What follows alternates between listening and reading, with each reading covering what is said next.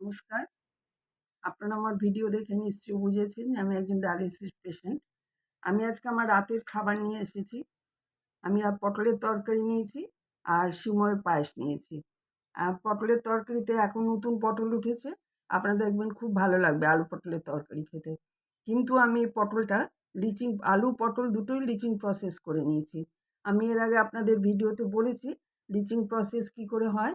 বাটিতে জল নিয়ে গ্যাসে বসাবেন, একটু নুন দেবেন, আর জলটা যখন ফুটবে তখন সবজিটা, কাঁচা সবজিটা ওর মধ্যে ঢেলে দেবেন। দিয়ে গ্যাসটা অফ করে ঢাকা দিয়ে রাখবেন। 10-15 মিনিট পরে জলটা ফেলে দিয়ে রান্না করবেন। দেখবেন আপনার শরীরে পটাশিয়ামের ভাগটা কম যাবে।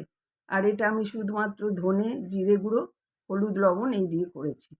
আচ্ছা, তার সাথে আমি একটা রুটি নিয়েছি।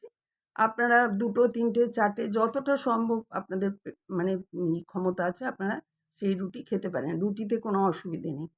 আচ্ছা, আমি এটা নিয়েছি সিমইয়ের পায়েস। দেখুন, সিমইয়ের পায়েস এমনিতে রান্না করলে দুধটা যায়, লিকুইড হয়। তো দুধটা তো আমাদের লিকুইড অত চলবে না। আমি কি করেছি, এর মধ্যে একটু কাস্টার্ড গুলে দিয়ে দিয়েছি। তাতে থিকনেসটা এসে গেছে। এটাতে আর ওয়াটার কনটেন্টটা নেই।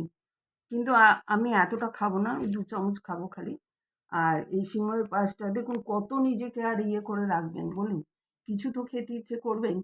সেই জন্য যতটা আপনার ক্ষমতা শরীরে ততটা আপনি খাবেন। শরীর সুস্থ রাখবেন। ডায়ালিসিস হচ্ছে বলে একদম মন খারাপ করবেন না। শরীর সুস্থ রাখবেন, হাসি খুশি থাকবেন, ভালো থাকুন, সবার সাথে মিলেমিশে থাকুন। যদি আমার ভিডিও ভালো লাগে তাহলে অবশ্যই কমেন্ট করবেন, সাবস্ক্রাইব করবেন। আজ এতটাই রাখছি।